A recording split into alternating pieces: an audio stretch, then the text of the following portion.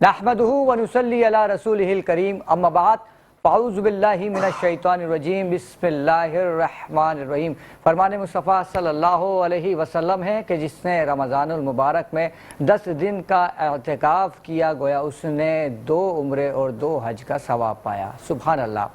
नाज़रीन, आप देख रहे हैं प्रोग्राम बज़्म सनागर और मैं हूँ आपका मेज़बान राव करामत सनागर। देखने वाले तमाम नाज़रीन को मेरी जानिब से अस्सलामु अलैकुम व रहमतुल्लाहि व बरकातुहू। नाज़रीन, चलते हैं आज के मेहमानान गिरामी की जानिब। जो आज के पहले मेहमान हैं किसी तारुफ के मोहताज नहीं है, CEO all match maker association और नायब सदर हैं Asian anti drugs anti crime force के जनाब समी शेख साहब। अस्सलामु अलैकुम व रहमतुल्लाहि व बरकातुहू। कैसे हैं आप? ठीक है, खैरियत से हैं? आपको बहुत बहुत खुश आमदीद। और आपके साथ जो दूसरी मेहमान शख्सियत है वो भी किसी तारुफ की मोहताज नहीं है, मारूफ कानूनदान है, वकील है, जनाब सैयद नदीम शहजाद हाशमी साहब। अस्सलामु अलैकुम व रहमतुल्लाहि व बरकातुहू। कैसे हैं आप? खैरियत से हैं? आपको भी हमारी बस में बहुत बहुत खुश आमदीद। और आपके साथ ही मौजूद हैं सना ख़्वान रसूल कारी उबैदुल्लाह कमाल साहब और मोहम्मद अनस रज़ा साहब। आप दोनों को भी अस्सलामु अलैकुम व रहमतुल्लाहि व बरकातुहू। कारी साहब, जैसा कि आपको मालूम है हमारा फॉर्मेट है कि हम प्रोग्राम का बाकायदा आगाज़ हमेशा हम्द बारी ताला से करते हैं, तो मैं मुल्तमिस हूँ आपसे कि हम्द बारी ताला से प्रोग्राम का बाकायदा आगाज़ करें।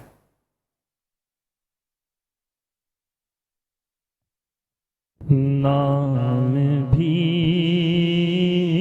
तेरा अक़ीदत से लिए जाता हूँ, हर कदम पर तुझे सजदे भी किए जाता हूँ, हर कदम पर तुझे सजदे भी किए जाता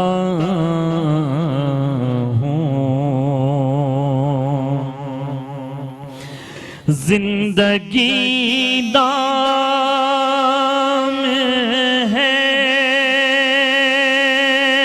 अल्लाह पे मर मिटने का,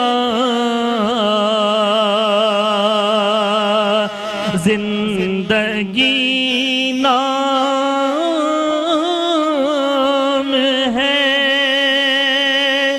अल्लाह पे मर मिटने का, ये सबक सारे ज़माने को दिए जाता हर कदम पर तुझे सजदे भी किए जाता हूँ। माशाल्लाह, क्या बात है। करे सब अल्लाह ताला आपको सलामत रखे। समी भाई, आपकी जानिब आऊँगा, गुफ्तगू आगाज़ करना चाहूँगा। अच्छा, आज ग़ज़वा बदर का दिन भी है। क्या वजह है कि जब 313 थे तो अपने से मुकाबिल कई गुना ज़्यादा हरीफ को हरा दिया। आज हम अरबों की तादाद में हैं, 57 इस्लामी ममालिक हैं, एटमी पावर भी है, उसके बावजूद फ़लस्तीन के अंदर आज जो जुल्म बर्बरियत का बाज़ार गर्म किया हुआ है इसराइलियों ने, लेकिन हम कुछ नहीं कर पा रहे। इस पर कुछ रोशनी डालना चाहेंगे आप? देखिए ना भाई, बात यह है कि फ़लस्तीन के ऊपर हमारे यहाँ जो सिर्फ जो एक पोस्टिंग चल रही हैं, एक व्हाट्सएप पे लोगों ने कमेंट्स कर दिया, फना कर दिया, लोगों ने बस एहतजाज ये कर दिया। देखिए अभी मेरे एक दोस्त हैं हमारे साथ, शकील कासमी साहब, बहुत अच्छे हमारे दोस्त हैं। अभी हम कोल्ड ड्रिंक पी रहे थे तो उन्होंने कहा कि मुझे नहीं पीनी। मैंने कहा क्यों? कह रहे नहीं यार, मैंने बाइकआउट किया हुआ है। میں نے کہا یار پی کیا ہو گیا؟ کہنے لگے نہیں، جب ہم نفرت کا اظہار کر سکتے ہیں یار، جتنا ہم کر سکتے ہیں وہ کر سکتے ہیں ہم. ہمارے حکمران کو چاہیے کہ کم سے کم افواج پاکستان کو چاہیے کہ ان کے لیے آواز اٹھائیں، ان کے لیے کریں. لیکن جو حالات، جو وقت وہاں گزر رہا ہے، وہ رمضانوں کا مہینہ ہے، بالکل اس پہ جو حالات گزر رہے ہیں ان کے ساتھ وہی بہتر جانتے ہیں. آپ لوگ دیکھتے ہیں، ہم تو ویڈیوز دیکھتے ہیں، پوسٹنگز دیکھ رہے ہیں، لیکن کہاں دیکھتے ہیں، دیکھا ہی نہیں جاتا. دیکھا ہی نہیں جاتا. تو ایسی مطلب دردناک جو ویڈیوز ہے بالکل نہیں دیکھی جاتی ہیں. بچوں کے جو حالات ہیں وہاں پہ کیا حالات ہیں. تو بہرحال اس پہ بہت پروٹیسٹ کرنا چاہیے اس میں باقاعدہ، اور احتجاج ہی کر سکتے ہیں اس کے بعد. بالکل. اچھا، سمیع بھائی نے تو کہا احتجاج کرنا چاہیے. میں وکیل صاحب آپ کی جانب آؤں گا. سید ندیم ہاشمی صاحب، آپ ایک قانون دان ہیں. میں آپ سے قانون کی روشنی میں اس کا حل پوچھنا چاہوں گا کہ جو کچھ فلسطین میں ہو رہا ہے، تو قانون کی روشنی میں اس کا کیا حل ہے؟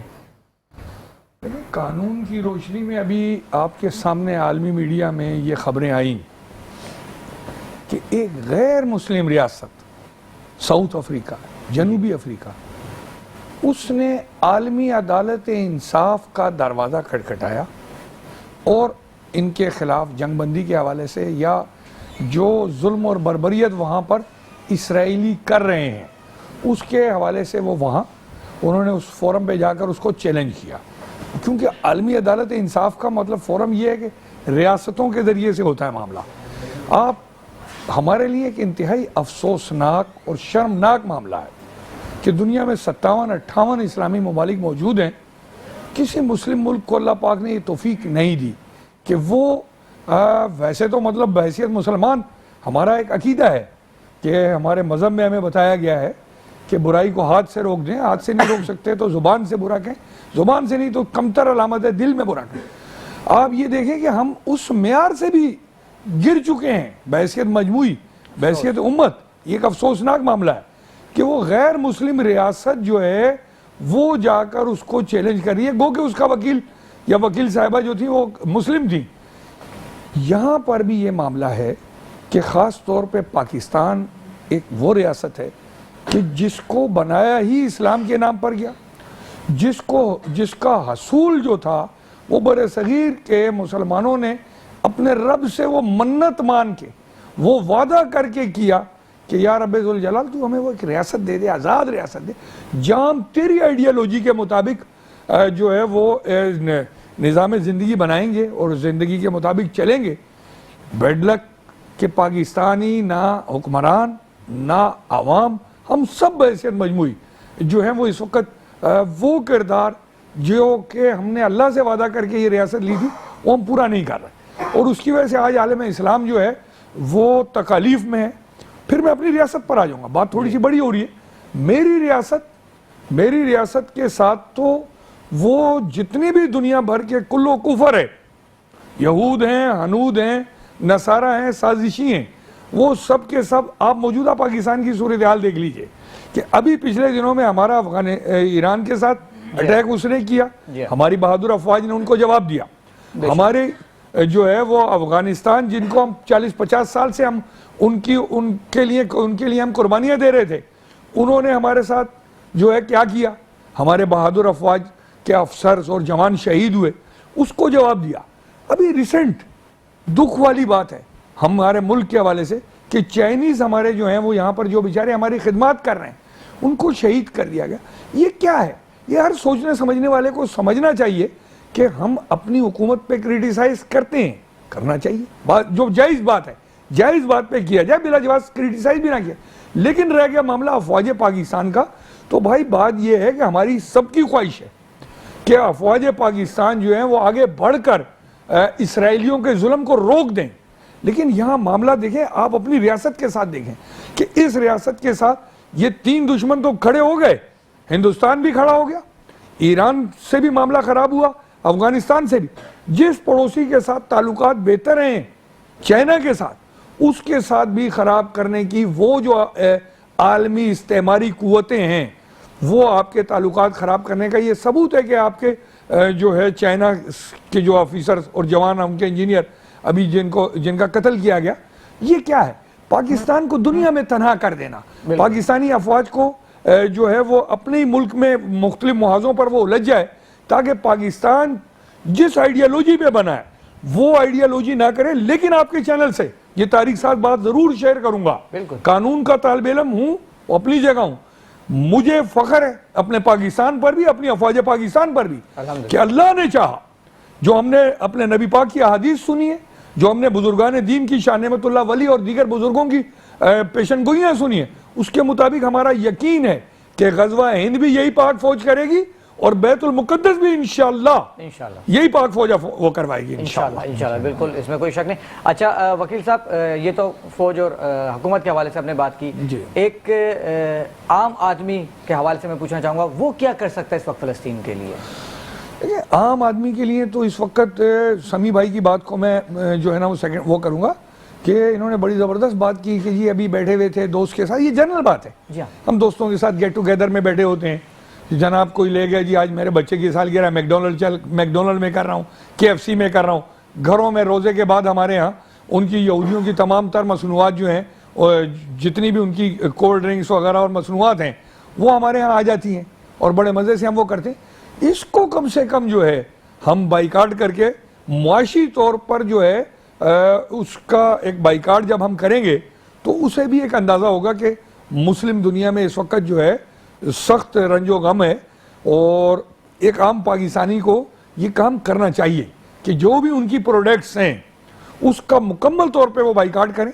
بار بار میڈیا کے اندر ان کی پروڈکٹس کے بارے میں اشتہار آ رہے ہیں, تو جب اویئرنیس آ گئی تو پھر جو ہے اس کا بائیکاٹ نہ کرنا, یہ عام آدمی بھی سمجھیں کہ کل دربار رسالت میں کیا کھڑا ہو کے کیا جواب دے گا, کل اللہ پاک کی بارگاہ میں جائے گا کیا جواب دے گا. دیکھیں نا, ہمارے لیے میں آپ کو ایک عام مسلمان کی حیثیت سے اپنی کیفیت بیان کروں گا. راؤ صاحب آپ نے بڑے حساس معاملے پہ آپ کر رہے ہیں, اور آپ ایک عظیم اور بہادر جو ہے وہ شخصیت ہیں کہ جو اتنی بڑی باتیں کر رہے ہیں اور اتنے بڑے اہم سوالات کر رہے ہیں جس پہ لوگ ڈر رہے ہیں اس وقت, بات کرتے ہوئے گھبراتے ہیں کہ ہمارے چینل پہ پابندی نہ لگ جائے, ریسٹرکشنز نہ لگ جائے. آپ یقین کریں کہ بحیثیت عام مسلمان کے اول تو وہ ویڈیوز آ جاتی ہیں جو دیکھی نہیں جاتی, اندر سے ہم کرب کا شکار ہوتے ہیں کہ یا رب ذوالجلال یہ ہمارے پڑوس میں ہماری مقبوضہ کشمیر کی بہنیں کہ جن کو جناب نریندر مودی اور اس کا وزیر داخلہ وزیر دفاع راجناتھ سنگھ وہ ہولی خون سے کھیل رہا ہے مسلمانوں کی, ادھر جو ہے یہ اسرائیل اور اس کا سرپرست امریکہ وہ مسلمانوں کے اتنا خون ارزاں ہو گیا ہے کہ ان کے لیے کوئی آواز اٹھانے والا بھی نہیں, کوئی پوچھنے والا بھی نہیں. تو عام آدمی کو چاہیے کہ وہ کم سے کم اس جہاد میں اس حیثیت سے ضرور حصہ لے کہ ان کی پروڈکٹس کا بائیکاٹ کرتے. بالکل بالکل ایسا ہی ہے, اور مجھے تو افسوس ہوتا ہے اپنے صحافی بھائیوں سے ہی اور اپنے جو دوسرے دیگر چینلز ہیں کہ اس پہ کیوں آواز نہیں اٹھائی جاتی. میں ابھی دیکھ رہا ہوں کہ کتنے ہی چینلز ہیں جس کے اوپر یہودی پروڈکٹ ڈسپلے کی جاتی ہے. کیا مطلب مسلمانوں کا خون اتنا سستا ہو گیا ہے کہ آپ اس کا سودا کرنے جا رہے ہیں. مجھے کئی لوگوں نے کہا کہ کرامت بھائی آپ پوری ٹرانسمیشن فلسطین کے نام کرنے جا رہے ہیں, آپ کو کمرشلس نہیں ملیں گے جو یہودی پروڈکٹس ہیں. تو میں نے کہا تو کیا کہا کہ پابندی لگ جائے گی, یہ ہو جائے گا وہ جائے گا. تو کیا وکیل صاحب آپ مسلمان ہیں, اگر ایک مسلمان ملک کے اوپر تشدد ہو رہا ہے, ہر 15 منٹ کے بعد ایک بچہ شہید ہو رہا ہے, اور میں اگر خاموش رہوں اور اس سیٹ پہ بیٹھ کے, تو مجھے بتائیں کہ اس سیٹ پہ بیٹھنے کا میرا فائدہ کیا ہے, فائدہ کیا پھر میرا. تھوڑا سا جذباتی ہو رہا ہوں, اور ساتھ میں عدیل بھائی کہہ رہے ہیں کہ بریک لے لیں. تو ناظرین پروگرام میں وقت ہوا چاہتا ہے ایک بریک کا, ملتے ہیں بریک کے بعد, دوبارہ سے فلسطین پہ بات کریں گے. جب تک پروگرام کریں گے فلسطین پہ انشاءاللہ بات کریں گے. ملتے ہیں ایک بریک کے بعد. پروگرام بزم سناگر میں ایک بار پھر خوش آمدید. ناظرین فلسطین کے حوالے سے گفتگو ہو رہی تھی اور ہوتی رہے گی, لیکن پروگرام میں شامل کریں گے محمد انس رضا صاحب کی آواز میں خوبصورت کلام. جی انس رضا. صلو علی الحبیب صلی اللہ تعالی علیہ محمد صلی اللہ علیہ وسلم. میں جب آپ کی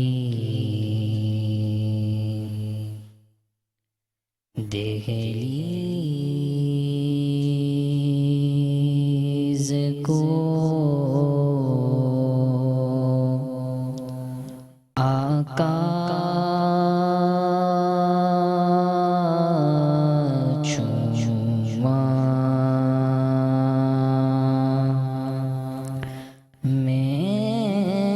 جب آپ کی دہلیز کو آقا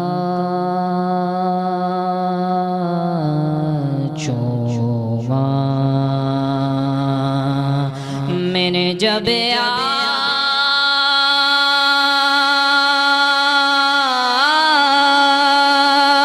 کی دہلیز کو آقا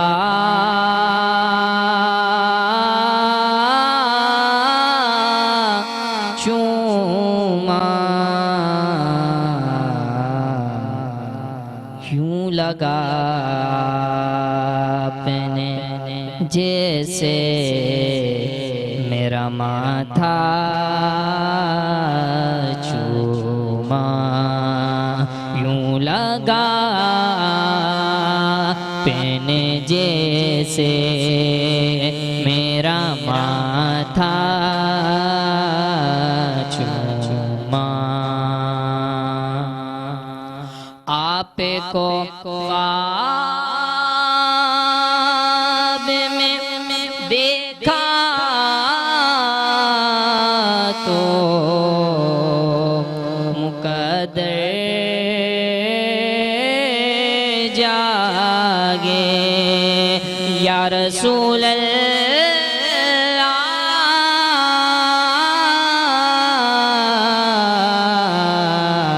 یا حبیب اللہ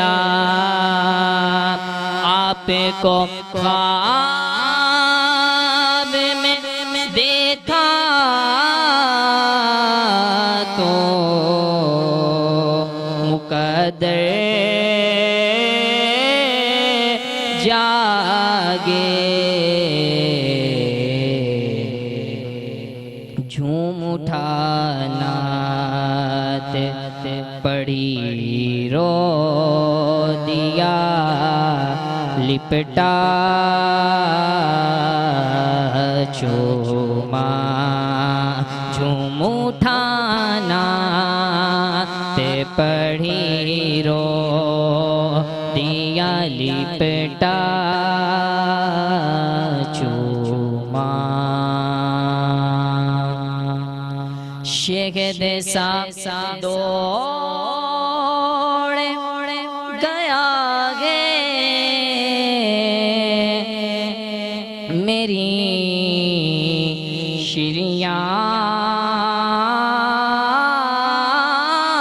شریانوں میں شہد سا دوڑ گیا ہے میری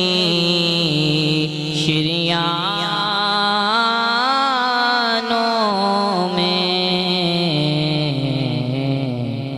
جب کبھی پڑھ کے تیرا نام انگوٹھا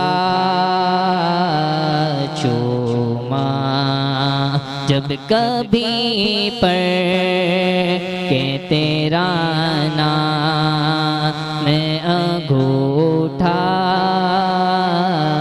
چوما سفر عرش پر لے جانے کو جبریل جب آئے اپنے کافوری لبوں سے تیرا تلوا چوما اپنے کافوری لبوں سے تیرا تلوا چوما میں نے جب آپ کی دہلیز کو آقا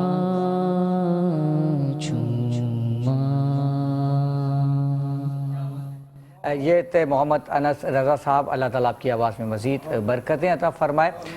ندیم صاحب آپ کی جانب آؤں گا. بات ہو رہی تھی فلسطین کے حوالے سے, تو فلسطین کے حوالے سے جیسے کہ دوران ہم گفتگو کر رہے تھے بابا قوم قائد اعظم محمد علی جناح رحمۃ اللہ علیہ کے حوالے سے, تو اس کے حوالے سے میں چاہوں گا کہ آپ کچھ بیان کریں قائد اعظم نے کیا فرمایا تھا فلسطین کے حوالے سے. قائد اعظم کے حوالے سے تو دیکھیں بہت زیادہ تاریخی جو ہیں وہ ریفرنسز ملتے ہیں. ان میں سے ایک مشہور زمانہ یہ ہے کہ مفتی اعظم فلسطین سے جب قائد اعظم رحمۃ اللہ کی ملاقات کے حوالے سے بڑا وہ مشہور ہوا ہے, تو اس کے اوپر باقاعدہ طور پہ قائد اعظم نے فرمایا کہ جو ہے اسرائیل بنانے کی وہ اس زمانے میں کوششیں شروع کی ہوئی تھی انہوں نے, اور وہ غاصبانہ ان کا معاملہ ہوگا اور پاکستان اسے تسلیم نہیں کرے گا. تو قائد اعظم کا ہی جو مطلب ایک ویژن تھا اس کو ہی دیکھیں پاکستانی ریاست نے پھر آگے چل کر اس کو اڈاپٹ کیا کہ آج بھی پاکستانی ریاست کا جو پاسپورٹ ہے اس پاسپورٹ پر اسرائیلی نامی ریاست کو, کیونکہ پاکستانی آئیڈیالوجی قائد اعظم کے مطابق وہ ایک ناجائز ریاست ہے, غیر قانونی ریاست ہے, غاصب ہے, قبضہ ہے سامراج کا. سامراج نے ان کو زبردستی وہاں پہ مسلط کر رکھا ہے فلسطینیوں کی سرزمین پر. تو پاکستان نے آج تک جو ہے وہ پاکستانی پاسپورٹ میں بھی اس کا نام نہیں ہے. چاہ جائے کہ اس کو تسلیم کرنا خدا نخواستہ ہو تو ناممکن, خاکم باودان سازشیں یہاں بہت کچھ لوگ کرتے رہے, لیکن وہ قائد ہی کا ویژن تھا کہ اس کے مطابق جو ہے اس کو ہم نے تسلیم نہیں کرنا. اور مفتی اعظم فلسطین کو قائد نے یقین دہانی کرے. ایک دلچسپ بات آپ سے شیئر کروں, آپ کیونکہ خوش عقیدہ ہیں اور یہ ماشاءاللہ میرے ثنا خان نے مجھ حقیر فقیر بندے کو کے اندر جو بس آقا کریم صلی اللہ علیہ وسلم کے میں غلاموں نوکروں کا نوکر وہ چیز ڈال دی, تو وہ ضرور شیئر کر دوں گا. جی بالکل. کہ حضرت ریاست پاکستان جو ہے وہ اسی رمضان شریف جس دنوں میں آپ یہ پروگرام کر رہے ہیں انہی دنوں میں لیلۃ القدر کی رات پہ بنی. بنانے والا اس کو محمد علی, نام دیکھیں نا حسین ترین نام ہے, واہ واہ واہ, محمد علی. اس کی ساتھی فاطمہ ہے. واہ واہ واہ. وہاں مدینہ کی ریاست ہے, وہاں بھی محمد علی اور فاطمہ ہے. سبحان اللہ سبحان اللہ. تو یہ ریاست مذاق نہیں ہے, ثم معاذ اللہ. حالات اس کو ڈی اسٹیبلائز کرنے کی سازشیں لوگ کرتے رہے. ایک نقطہ ضرور ہے کہ ڈی اسٹیبلائز اس کو وہی دنیا کر رہی ہے جو عالم کفر ہے. وہی نہیں چاہتا کہ پاکستان اسٹیبل ہو, کیونکہ انہیں پتا ہے کہ جس دن پاکستان اسٹیبل ہو گیا, پاکستان دنیا کے مظلوم مسلمانوں کی, آج بھی پاکستان کا ہمیں پراؤڈ ہے کہ پاکستان کے جو سلامتی سے منسلک ادارے ہیں, ہمیں فخر ہے ان کے اس کردار پر جو کہ آن ریکارڈ نہیں آتا لیکن آف دا ریکارڈ ہے کہ وہ دنیا بھر کے مظلوم مسلمانوں کی پاکستان کا جو اہم ترین خفیہ ادارہ ہے وہی مدد کرتا ہے. انشاءاللہ العزیز اللہ تعالیٰ نے چاہا پاکستان کو مٹانے والے اللہ نے چاہا مٹ جائیں گے. پاکستان سلامت رہے گا, تا قیامت رہے گا انشاءاللہ. اور اللہ پاک کے فضل و کرم سے یہ یاد رکھیے گا کہ انشاءاللہ پاکستان کو جو ڈی اسٹیبلٹی کی طرف ہے, صرف ایک چیز شیئر کر دوں گا آپ سے حضرت, کہ آج بھی میرے ملک کے تمام سیاستدان, تمام حکمران, تمام سیاسی جماعتیں, تمام ادارے, صرف ایک نقطہ, وہ نقطہ ہے آئین اور قانون. ہمارا آئین واضح طور پہ لکھا ہے کہ اس کے اندر کوئی غیر اسلامی شک نہیں ہوگی. ابھی ہمارے ایک دوست باہر بیٹھے ہوئے تھے, ہمارے بڑے ساتھی, قریبی ساتھی ہیں, ایک مذہبی جماعت سے ان کا تعلق بھی رہا, سینئر صحافی بھی ہیں. وہ بتا رہے تھے کہ پاکستانی آئین کی جب تشکیل ہو رہی تھی تو اس زمانے کے ایک عالم حق, وہ ممبر اسمبلی تھے, حضرت علامہ شاہ احمد نورانی, نام لیتا ہوں میں, حالانکہ ان کی سیاسی پارٹی سے میرا تعلق نہیں رہا, لیکن جو حق کی بات ہے وہ ضرور شیئر کر دوں گا. ابھی اس دوست نے میرے نالج میں اضافہ کیا, میں ہل گیا کہ میں تو حضرت کا یہ کردار سمجھتا تھا کہ انہوں نے قادیانیوں کو کافر قرار دلانے میں اسمبلی میں بہت بڑا رول ادا کیا. انہوں نے بتایا جناب اس زمانے کی جو یہ پاکستانی آئین ہے اس کے اندر 200 کے قریب غیر اسلامی شکیں تھی. اللہ, حضرت نے وہ سب کی سب حذف کروا کے پھر یہ آئین جو ہے مکمل اسلامی آئین, بڑا کارنامہ, وہ اسلامی آئین جو ہے وہ بنوایا پاکستان کا. اب معاملہ کیا ہے کہ پریشانی کس بات پر آ رہی ہے؟ فوج کے خلاف پروپیگنڈا ہو رہا ہے, عدلیہ کے خلاف ہو رہا ہے, سیاسی جماعتیں ایک دوسرے کو برداشت نہیں کر پا رہی. पार्लिमान के हवाले से मामला आ रहा है। ये मामला है कि ये बेचैनी क्यों है? ये बेचैनी सिर्फ और सिर्फ इस वजह से है कि हम सब लोग जो हमारी आइन की जिम्मेदारियां हैं, कानून की जो जिम्मेदारियां हैं, उनसे जब हट गए हैं तो ये तकलीफें और परेशानियां हैं। आज भी अगर हमारी रियासत में ईमानदारी से, दयानतदारी से अगर आइन पर और कानून पर अमल दरामद किया जाए तो मुझे यकीन है कि मेरी रियासत सुपर पावर बनेगी। मैं आखिरी बात आपसे और इसी टॉपिक को बढ़ाते हुए आइन और कानून की, जी बिल्कुल, क्योंकि इस्लामी प्रोग्राम है, मेरे आका हजरत उमर फारूक रजी अल्लाह ताला, वाह वाह वाह, सुभान अल्लाह सुभान अल्लाह, जिनकी वजह से बुनियादें रखी गई हैं अदल की, इंसाफ की, रहनुमाई मेरे नबी पाक की है, फरमान अल्लाह पाक का, लेकिन इंप्लीमेंटेशन जो अदालत के हवाले से, इंसाफ के हवाले से या रियासती स्ट्रक्चर जो है, जो खिलाफत राशिदा ने दिया, हजरत अबू बकर सिद्दीक सरकार ने दिया, हजरत उमर फारूक ने दिया, हजरत उस्मान गनी और मौला अली शेर खुदा ने दिया। वाह वाह, इसके अंदर एक एग्जांपल शेयर कर देता हूं आपको।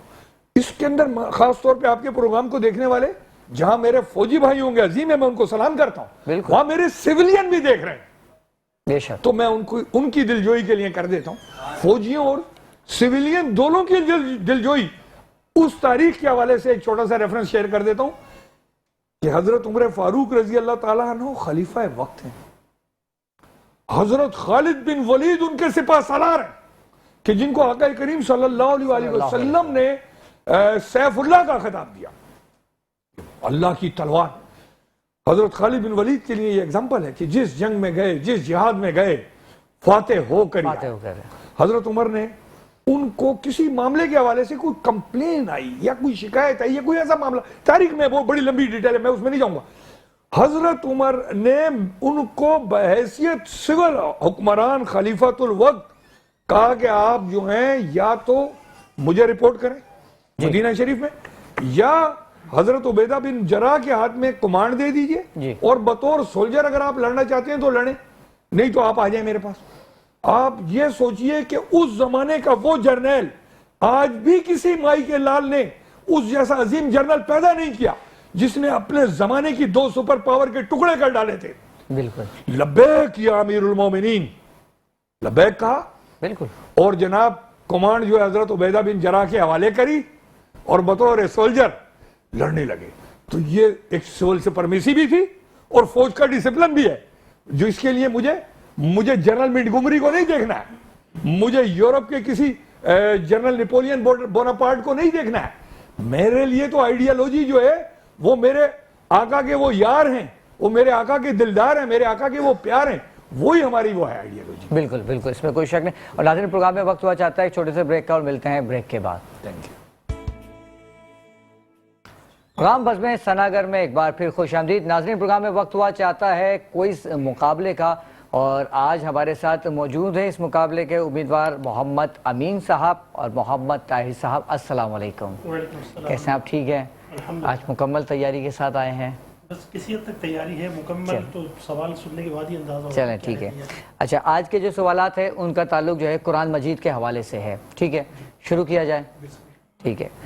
सबसे पहले तो ये बताएं कि मक्की दौर से क्या मुराद है? बहुत आसान सा सवाल है जी। जो मक्की दौर से मुराद ये है कि सरकार सल्लल्लाहु अलैहि वसल्लम ने जो मक्के में दौर गुजारा और उसमें जो कुरान शरीफ नाजिल हुआ, तो उनको मक्की, वैसे तो आपने मक्की दौर पूछा है, तो मक्की दौर से मुराद यही है कि जो सरकार सल्लल्लाहु अलैहि वसल्लम ने मक्के में दौर गुजारा उससे मक्की दौर कहा जाता है। नहीं, कुछ इसमें कंफ्यूजन है, थोड़ा सा क्लियर कर लें। मक्के में तो मदीने से आने के बाद फतेह मक्का के बाद भी गुजारा है, हिजरत से पहले जो मक्के। अब आपका जवाब बिल्कुल दुरुस्त है, अब जवाब दुरुस्त है, क्योंकि मक्के में तो मदीने से वापस आए, फतेह मक्का के बाद भी वक्त गुजारा है। जो हिजरत से पहले का थोड़े, जवाब आपका बिल्कुल दुरुस्त है। अच्छा, कुरान करीम का मक्की दौर कुल कितने दिनों पर मुश्तमिल है? सारे सवाल जी आपसे पूछ रहा हूँ, दोबारा सवाल एक सवाल मतलब। कुरान करीम का जो मक्की दौर है वो कितने दिनों पर मुश्तमिल है? कुरान करीम का मक्की दौर दिनों पे आप पूछ रहे हैं? 13 साल मेरे जहन में आ रहा है। दिनों से तो फिर बहुत ज़्यादा हो जाएंगे, कुछ 365, 4200 दिन हो जाएंगे, 4300 दिन हो जाएंगे। जी हाँ, बिल्कुल जवाब दुरुस्त मान लेता हूँ, 4420 दिन जवाब। वकील साहब तैयारी से आए माशाल्लाह से, लग रहा है, अंदाज़ा हो रहा है कि तैयारी से आए।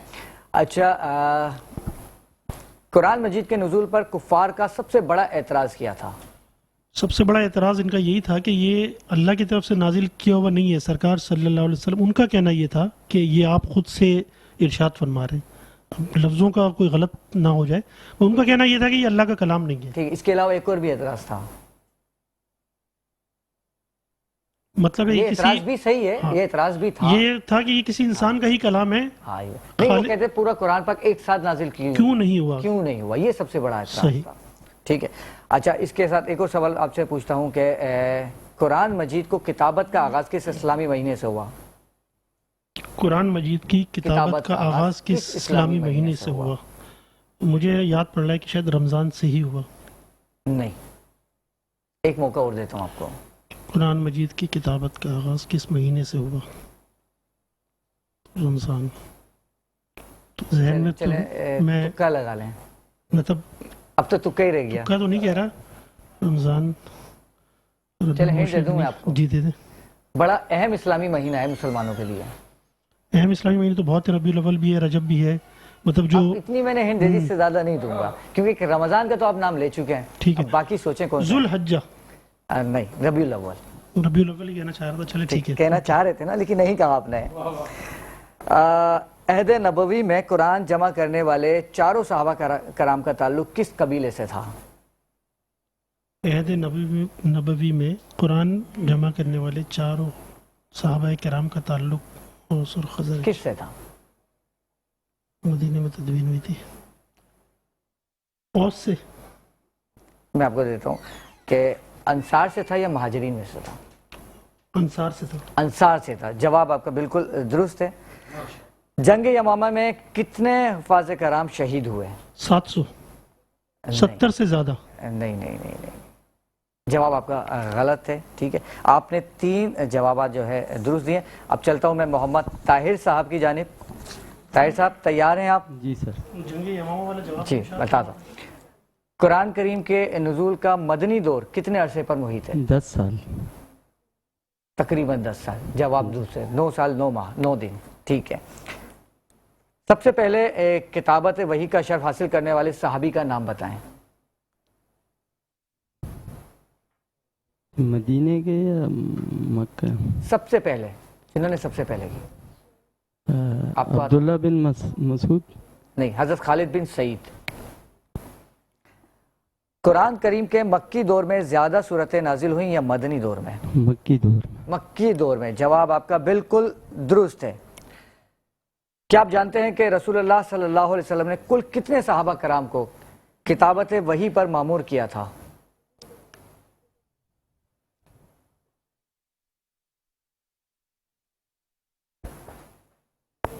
7۔ نہیں، اب تکا لگائیں۔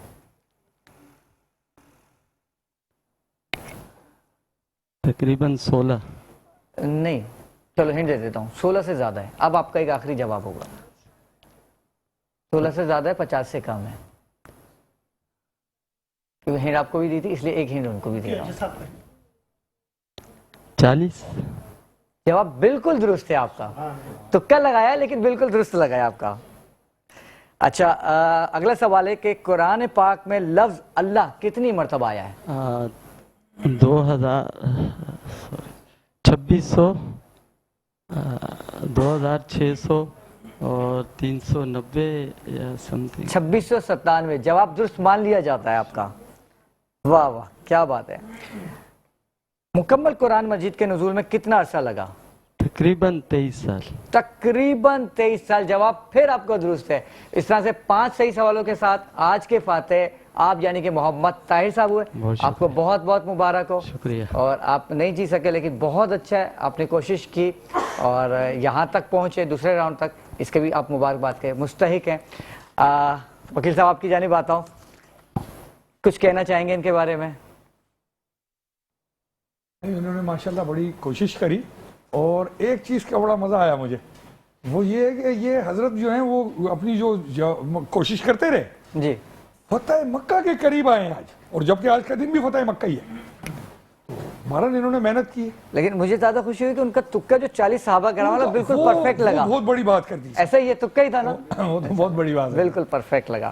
اچھا سبھی صاحب آپ کی جانب آؤں گا, شادیاں کرواتے ہیں ماشاءاللہ سے, ویلفیئر کے کام بھی کرتے ہیں. اس رمضان المبارک میں کیا آپ کے کام چل رہے ہیں ویلفیئرس کے؟ ویلفیئر میں ہمارے جو خواتین ہیں, میرے پاس 300 خواتین ہیں, 300 خواتین جو کہ مڈل کلاس سے بھی کچھ ہیں, ان کے لیے 300 خواتین آپ کے پاس ہیں, بھابھی دیکھ رہی ہیں, پتہ ہے ان کو. اچھا ہاں ٹھیک ہے. تو کہنا مقصد یہ ہے کہ ان کی راشن, ان کے فلاح بہبود کے لیے کام کر رہے ہیں.